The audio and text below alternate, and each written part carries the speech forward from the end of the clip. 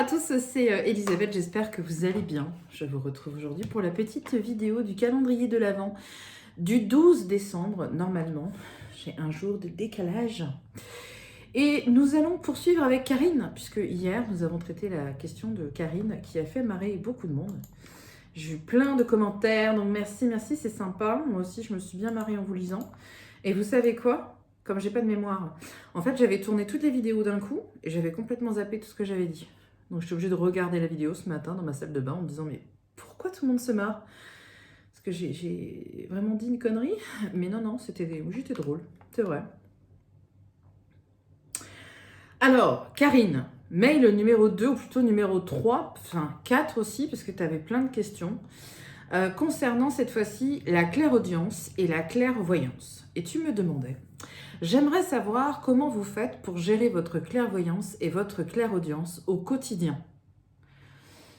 Alors, Karine, pour resituer, je suis née comme ça, je suis née médium, j'ai rien demandé. Je suis née avec le package, le packaging. Donc, pour moi, la clairvoyance et la clairaudience, c'est normal. C'est ma normalité. Je sais que c'est incroyable, mais c'est vrai. Pour moi, c'est normal de voir des trucs qui bougent, de voir des gens qui passent, d'entendre aussi des choses. Alors, je te dirais que la clairaudience, c'est certainement ce que je gère le mieux.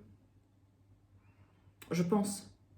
Parce que la clairaudience, en fait, si tu veux, c'est un petit peu comme quand... Tu vois, moi, j'ai travaillé en grande distribution à une époque. Et tu sais, quand on bosse en magasin comme ça, on entend la radio tout le temps, toute la journée, du matin jusqu'au soir. Mais en fait, on n'entend quasiment pas. C'est-à-dire qu'on est tellement habitué à avoir un flux en fait audio comme ça qui défile toute la journée que en fait on se rend pas compte, on se rend plus compte. La clairaudience, c'est un petit peu pareil. C'est-à-dire que j'ai toujours des voix, Jeanne d'Arc est avec nous. J'ai toujours des voix, j'ai toujours des bruits, j'ai toujours des musiques, j'ai toujours des choses comme ça. Limite, ce que je vais trouver bizarre, c'est quand j'entends rien. Le vide. Où tu te dis, tiens, c'est bizarre. Et il y a un truc qui se balade, et c'est bizarre, j'ai rien, que dalle. J'ai plus le son, hello. Est-ce qu'il y a quelqu'un qui m'entend? Voilà. Ouais, limite, c'est quand j'entends plus rien. Quand je suis dans un endroit où il y a le silence, le vide, tu vois. Moi, j'aime pas trop le vide. Peur du manque. Je sais. Je travaille. Donc, je dirais que la clairaudience, c'est parfois ce qu'il y a de mieux à gérer. Tu fais abstraction. Tu t'endors, il y a des voix. Tu te réveilles, il y a des voix. Des fois, il y a des plus forts, moins forts, il y a un contraste, etc. J'avais fait une vidéo sur la clairaudience et je t'encourage à jeter un petit coup d'œil dessus. Mais je pense que c'est une des choses qui est le plus facile à gérer. Puis la clairaudience, ça te permet aussi de discuter avec ton guide ou de discuter avec une entité qui se balade, enfin tu vois. Donc franchement, je pense que c'est le mieux. C'est le mieux, tu vois. Ce qui n'est pas forcément très simple, c'est la clairvoyance. Alors la clairvoyance, il y a des fois, tu n'as pas envie de voir. Tu n'as pas envie, tu vois. Alors, tout ce qui est entité, etc., donc ça passe, ça défile, etc., bon, ok. Moi, ce que j'ai pas forcément envie, tu vois, c'est quand je vais dans les magasins. D'ailleurs, je vais quasiment plus dans les magasins. Je fais beaucoup de drive et des trucs comme ça parce que franchement, il y a un magasin, il y a un centre commercial en bas de chez moi. Je pense que ça fait au moins 2 ans que j'ai pas été à l'intérieur. Je pense que c'était avant le confinement. Donc tu vois, vraiment, je fais que du drive au maximum que je peux, ou alors des tout petits magasins. Pourquoi? Parce que, en fait, dès que je vais voir quelqu'un, les yeux, en fait, moi, c'est le regard. Et il y a des personnes, je vous rassure, alors, des fois maintenant, je croise des gens, ils font comme ça, ils ne veulent pas me regarder, ils ont dû voir mes vidéos, ils ont peur. Mais il y a des personnes, je vois rien. Calmez-vous. Il faudrait vraiment que je force en fait une connexion pour avoir une information. Mais il y a des personnes, c'est le coup d'œil, quoi. C'est juste le coup d'œil. Et hop, ça y est, je suis partie, quoi. Et ça, j'ai pas envie. J'ai pas forcément envie, non. Donc même quand en dehors de mon travail, hein, j'entends. Hein. Là, je suis plus dans le travail, mais j'ai une vie comme tout le monde. Admettons, je vais faire les courses. Je vais au drive. La nana, elle arrive avec mon caddie. Bonjour, bonjour. Je suis toujours sympa. J'essaie d'être sympa tout le temps avec les gens. Parce que j'aime bien laisser un bon souvenir derrière moi. Donc je suis toujours bonjour. Tu vois, j'ai un petit rayon de soleil. Petite blague, petit truc. Voilà. Et il suffit qu'elle me regarde. Et des fois, clac, je vais avoir une connexion d'un coup. Et je vais commencer à avoir plein d'infos. Et ça, j'ai pas forcément envie. Tu vois. Pareil, tu vas au restaurant avec ton mari. T'as pas forcément envie à ce moment-là d'avoir une connexion avec la serveuse. Encore moins avec le serveur. Encore moins avec le patron. Enfin, tu vois. Et ça peut être handicapant quelque part dans le quotidien. Après, ça peut être chiant aussi quand tu as des... Par exemple, tu vas dans un lieu que tu connais pas, c'est nouveau en fait, c'est la première fois que tu vas dans un endroit. Admettons tes amis ont acheté une maison, tu vois, donc tu connais pas, tu es invité la première fois, donc tu vas découvrir un petit peu le lieu, tu vois. Et je travaillais là-dessus pendant des années, hein, de ne pas sursauter. De pas sursauter et de rester droite comme un i, même s'il y a un truc qui surgit d'un seul coup. Tu vois, ça, je suis devenue experte en la matière. J'ai développé cette technique dans mon enfance. Je l'ai beaucoup travaillée parce que je vivais dans un milieu familial qui était un peu particulier et tout pouvait basculer d'une seconde à l'autre. Donc, j'ai appris à être normale, tel un moine Shaolin. Donc, il y a des fois où j'ai cette espèce de réflexe encore, ça m'arrive, quand il y a un truc qui vient trop près. Quand il y a une entité, par exemple, qui va venir trop près. Et d'un coup, tu sais, tu sens que ça arrive, tu sens qu'il y a un truc qui va arriver, mais tu sais pas de où. Et d'un coup, clac, il est sur toi. Et là, tu vois, t'as le réflexe, tu fais wow. Donc si t'es avec quelqu'un en train de discuter à ce moment-là sur un sujet qui n'a absolument rien à voir et que tu fais wow, comme ça, la personne, elle va te dire quoi? Qu'est-ce qu'il y a? Qu'est-ce qu'il y a? Qu'est-ce qu'il y a? Donc la clairvoyance, tu vois, c'est pas forcément facile à vivre. Et puis il y a des choses dans la vie des gens que t'as carrément pas envie de savoir, tu vois. Ça t'intéresse pas. À la base, tu vas juste manger au restaurant, t'es pas là pour faire une thérapie de groupe, tu vois. Donc ça, oui. Et je te dirais que le pire, quelque part, c'est la clairsentience. La clairsentience, c'est sentir et ressentir. Donc là, tu vois, faut faire attention parce que tu peux t'emmêler les pinces, comme on dit. C'est-à-dire qu'à un moment donné, tu peux très bien, admettons, tu vas au restaurant. Tu vas au restaurant avec ton mari, tu passes un bon moment, super. Il y a une serveuse qui arrive et qui a un problème de santé. Admettons, elle a un problème à l'estomac. Elle vient de se faire opérer de l'estomac. Tiens, voilà, le truc que je ferai jamais. Elle vient de se faire opérer de l'estomac. Eh ben, si elle vient à côté de moi, je vais la regarder, forcément, il faut bien que je la regarde à un moment donné. Je vais donc avoir une connexion. Et là, je vais commencer à avoir mal au ventre. Et je vais commencer à être pas bien, à ressentir en fait les douleurs qu'elle a. Ça, c'est chiant. Alors, ça peut arriver aussi si je vais dans une maison, mes amis m'invitent dans leur nouvelle maison, et dans cette maison, en fait, il y a eu une personne qui a vécu là avant, qui était extrêmement triste, et qui a donc, en fait, inondé la maison d'une énergie de tristesse, quelque chose de pas très agréable. Eh ben là, je peux partir en bad total, où je vais pas être bien, j'avais envie de pleurer. Je vais être, en fait, influencée directement par les énergies de la maison. Ça, c'est pénible. Et ça peut aller, ça peut être très très fort en fait, ça peut aller jusqu'à un problème qui peut devenir physique. C'est terrible. C'est-à-dire que je fais un contact médiumnique avec quelqu'un qui a eu un cancer du foie. Je vais avoir les ressentis, genre très mal au foie, je vais vraiment être comme si j'étais malade. Le contact se termine, ça y est, c'est fini. Mais du coup, ça peut des fois nous pousser en fait à nous questionner, est-ce que ce sont mon corps en fait qui déconne? Est-ce que ce sont mes énergies? Est-ce que c'est mon ressenti? Est-ce que c'est extérieur? Est-ce que c'est moi? Est-ce que c'est quelqu'un d'autre? Est-ce que tu vois? Donc c'est là où il faut être beaucoup dans l'analyse, prendre beaucoup de recul et avoir un ancrage béton parce que sinon tu te perds dans tout ça. Tu te paumes, ma pauvre. Et alors là, après, on est dans la panade. Comment avez-vous fait pour vous y habituer au fil du temps? Bah, Karine, toi, tu es née, par exemple, avec l'odorat. Comment tu as fait pour t'y habituer avec le temps? Bah, ça fait partie de toi. C'est le jour où tu l'as plus que tu te dis, bah merde, c'était sympa quand même quand je chantais des trucs. Mais quand ça fait partie de toi depuis longtemps, pour toi, c'est normal. Tu me demandais ensuite, comment faites-vous pour avoir une vie plus ou moins normale? Ah, mais je suis pas normale, moi, j'ai rien de normal. Hein. complètement à l'ouest. Hein. Comment tu fais pour avoir une vie normale? Je l'ai expliqué ça l'autre jour. J'ai dit que c'était très important d'être entouré de gens cartésiens et bienveillants. Tu vois, dans ma vie privée, je parle jamais quasiment de mon travail. Sauf si bien sûr on me questionne là-dessus. Mais je parle pas des entités, je parle pas des guides, je parle pas des énergies, je parle pas de tout ça. Je n'emmerde personne avec ce sujet. Je ne cherche jamais à convaincre, je ne cherche jamais rien du tout. À part bien sûr si on me questionne. Et encore, je suis très prudente, je donne pas beaucoup de détails. Voilà. Voilà. Et je pense que pour réussir à avoir une vie normale, il faut être toujours dans la matière.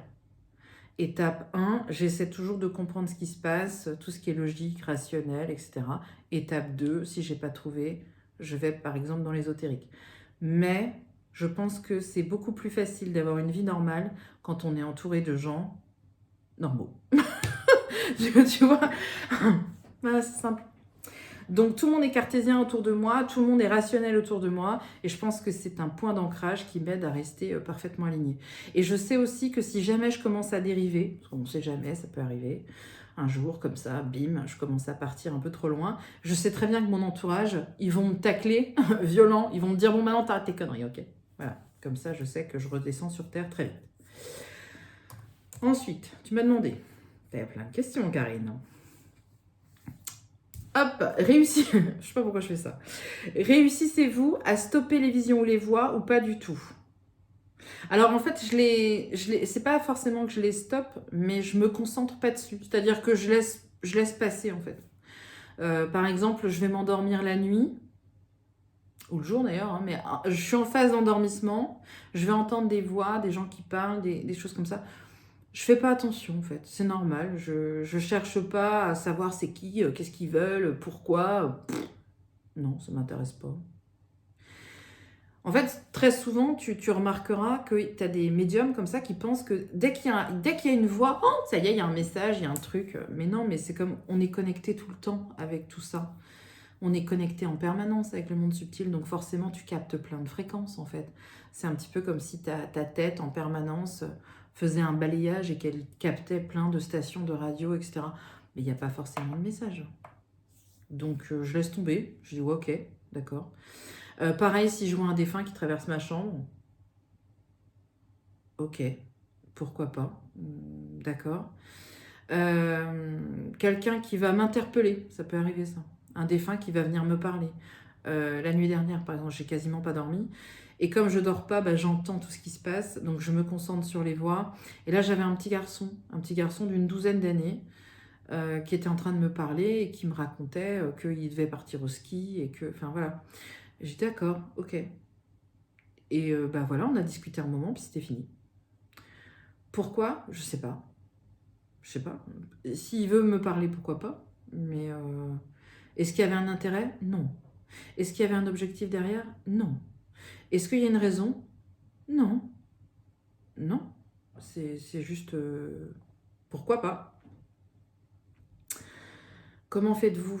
Bah voilà, ça j'ai répondu. Tout au long de la journée, oui, la journée, la nuit, le week-end, les jours fériés, ça s'arrête jamais. C'est comme ça. Après, on peut prendre du recul. Tu vois, par exemple, quand je suis en vacances, je me mets dans le contexte vacances. Donc, c'est un petit peu comme si je disais à tout le monde, bon, écoutez, vacances. Donc, il y a un message, j'écoute pas. Il y a un truc qui passe, je regarde pas. À moins vraiment que, tu vois, on me saute dessus en me disant, il y a la lettre, il y a une urgence. Ok, d'accord. Et j'ai des entités comme ça, enfin des personnes, entités, défunts, appelez ça comme vous voulez, mais moi j'aime bien dire entité, mais c'est vrai que ce sont aussi des défunts. C'est le même mot, mais bon, c'est pas grave. J'ai des défunts comme ça qui reviennent très souvent dans mon quotidien, des gens que j'ai croisés, que j'ai connus, voilà. Et notamment Jonathan, que j'ai connu, et qui vient comme ça de temps en temps. J'expliquais ça à une dame il y a quelques jours et elle était fascinée. Elle me disait, ah bon? Je dis, bah oui, j'ai un ami que j'ai connu comme ça il y a quelques années. J'ai écrit d'ailleurs une chronique à son sujet l'année dernière, je crois, ou en début d'année, je ne sais plus. Et quand j'ai un problème de vie ou quand j'ai une situation qui est un peu troublante, il débarque comme ça, comme si c'était quelqu'un qui venait à la maison me rendre visite et qui fait toc toc toc. J'étais en train de faire à manger, j'étais concentrée sur mon truc. Et puis d'un coup, j'entends toc toc toc. Et en fait, il peut pas faire toc toc, mais c'est lui qui me le dit, quoi. Toc toc toc. Je dis non, pas toi. Ah non, pas toi. Ah non, bah attends. Et il m'a dit, mais non, dis donc, il se passe ci, il se passe ça. C'est un petit peu comme s'ils avaient les nouvelles aussi de l'autre côté. Ils sont au courant de tout des fois. Même de trucs qu'on n'a pas envie. Et en fait, ouais, il débarque comme ça, puis il commence à me tailler une bavette. Et puis j'avoue que c'est bizarre quand même, hein, ce que je dis. Je reconnais. En fait, le médium, c'est ça, hein, c'est quelqu'un qui est toujours en fait connecté sur le plan physique et connecté avec le monde subtil. On est entre les deux. Donc parfois, on est plus sur le plan physique et du coup, on a un peu moins de messages, de vision, etc. Et des fois, on est complètement connecté avec le monde subtil et on a des absences. Tu vois, t'es à un repas ou t'es quelque part et d'un coup, tu bascules en fait. Tu bascules de l'autre côté. Et du coup, les gens, sur le plan physique, diront « Ah, c'est une rêveuse ». En fait, c'est juste parce que tu es plus connecté avec l'un qu'avec l'autre. La difficulté, c'est de rester en équilibre. Il faut rester sur le plan physique. Nous sommes des êtres physiques, on vit des expériences physiques, donc quoi qu'il arrive, on reste sur le plan physique. Ça, c'est très important. Et après, il ne faut pas croire qu'on a des messages tous les jours qui sont juste pour nous, ou qu'il y a forcément un objectif derrière. C'était Patricia qui m'avait posé cette question-là aussi, en me disant, est-ce que... Attends, je vais la reprendre. Quand on entend, c'est ça que tu m'as dit, Patricia, quand on entend plusieurs phrases, mots de défunts différents, s'agit-il de défunts de passage? Oui, en fait, c'est un balayage de fréquences et du coup, on capte plein de choses différentes.